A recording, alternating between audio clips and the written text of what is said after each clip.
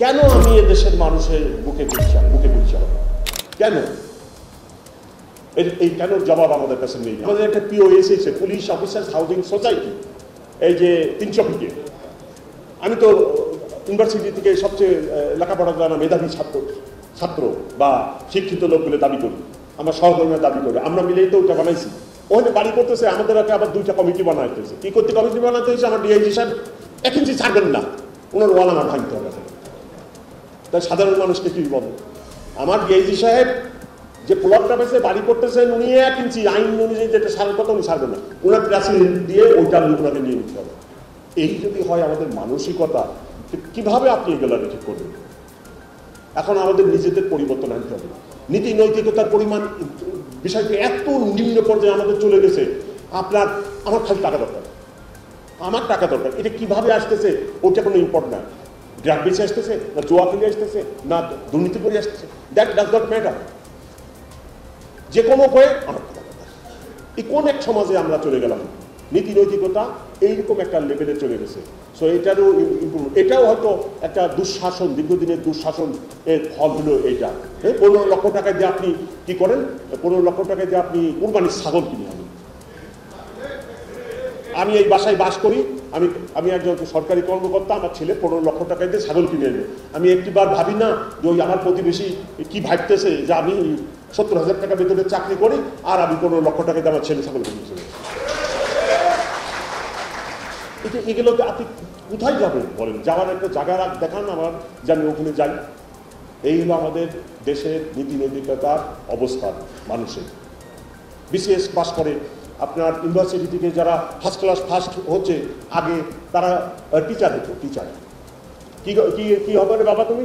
আমি টিচার, হয় university teacher হবে, কলেজের টিচার হবে, না স্কুলের টিচার হতো। এখন কি আমি কাস্টমস, আমি ট্যাক্স, আমি পুলিশ, এইগুলো হবে। কি কারণ? আপনারা তো সহজেই বুঝতেছেন কারণ। এই মেন্টালিটি যদি হয় তাহলে আপনি আমাদের বলেন এই সামাজিক পরিবর্তনটা কি আনবে?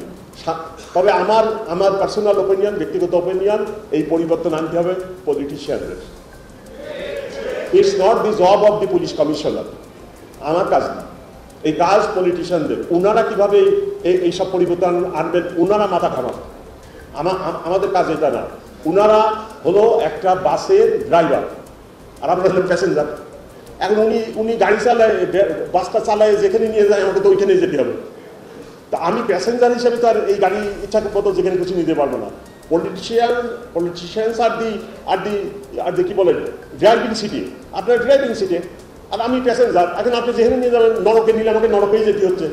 সো এই যে সামাজিক পরিবর্তন, এই যে এত কিছু, সব দায়িত্ব আলটিমেটলি দিন শেষে পলিটিশিয়ানদের ঘাড়ে। ওনারা চিন্তা ভাবনা করুক, ওনারা বাস্তবধর্মী সিদ্ধান্ত নিক, ওনাদের এই দায়িত্ব নিতে হবে, পালন করতে হবে, অন্যদের নয়। সকলকে অনেক ধন্যবাদ। দীর্ঘ বক্তৃতা দিলাম এবং অনেককে আমি বক্তৃতা দেওয়া থেকে বঞ্চিত করলাম, তার জন্য আমি দুঃখিত। তবে আমি ওয়ান্স এগেন আমি অত্যন্ত দুঃখিত, আমার সহকর্মীরা অত্যন্ত দুঃখিত। আমরা অত্যন্ত মর্মাহত জুলাই আগস্টের ঘটনা নিয়ে। আমরা কেন এই কাজ করতে গেলাম? কেন আমি এদেশের মানুষের বুকে গুলি চালাবো? কেন? এই কেন জবাব আমাদের কাছে নেই। আমরা খুব অনুতপ্ত, ক্ষমা প্রার্থী আপনাদের কাছে। আমরা এই কাজ করতে চাই না, আর পলিটিশিয়ানরাও যেন আমাদেরকে এইভাবে আর ব্যবহার করে না। আমরা ব্যবহৃত হতে চাই না। আপনারা ভালো থাকবেন, আপনারা থানার সেবা নেবেন। আমার ওসিকে যা বলার আমি অলরেডি মেসেজ দেওয়া আছে।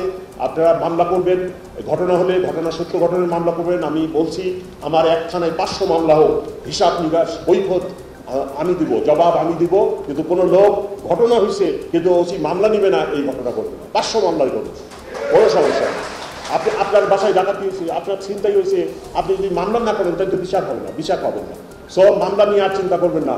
আমি ওসি সাহেবদেরকে ক্লিয়ারলি বলছি, আমার এক থানায় 500 মামলা হোক, আপনারা নিয়ে। বিএমএফ নিউজ, মানবতার পাশে সব সময়।